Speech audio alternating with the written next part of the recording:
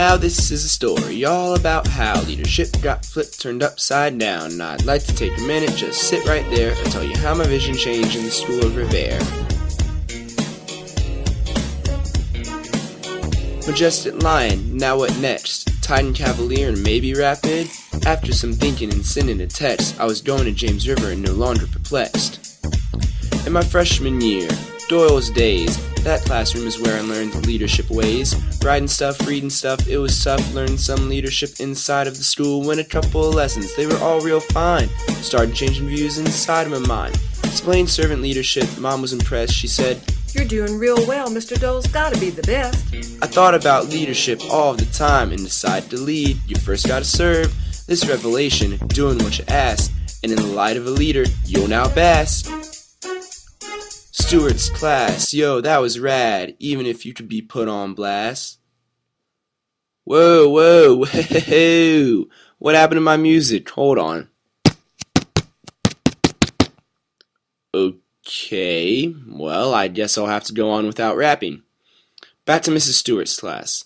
What I learned from communications is that one must be able to articulate his thoughts. While looking at leaders, the best of them possess the uncanny ability to wrap their audience around their fingers at the most opportune times. Don't mistake this as me saying a person has to be on Obama's level of speaking. Leaders don't have to always be superb public speakers. It's just that a leader has to do better than, say, Stewie.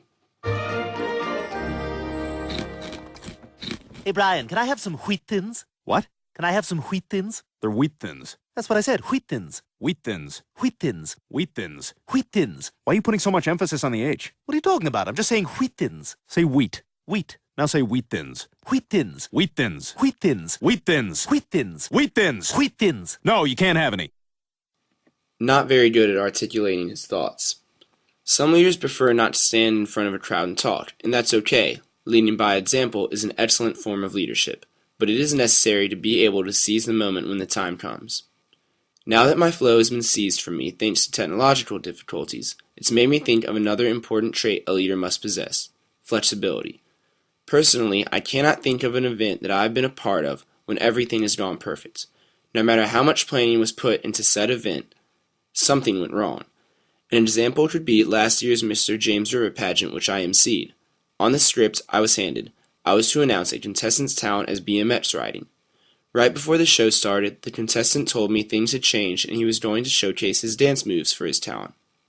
Lo and behold, I proclaimed that this contestant could dance the night away. And he comes out and sings. Afterwards, I informed the crowd that this contestant was so talented he had trouble picking what to do. Thinking quickly and staying on one's toes is a must when a person is thrust into a role of leadership. A leader can't freak out when something goes wrong. He or she must efficiently solve the problem and move on.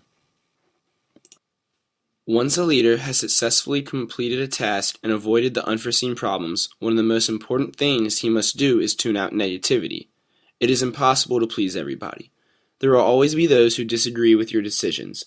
A true leader is able to get a feel for his followers. He must drown out those who don't matter and keep a close ear to those who do.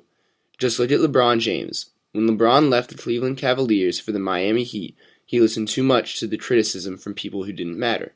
His result was playing the game of basketball angry. He felt like he had to be a villain, and he lost the NBA Finals. The next year, when the embattled star drowned out those who disapproved of his decision, LeBron James had a career-defining year, winning the NBA Finals.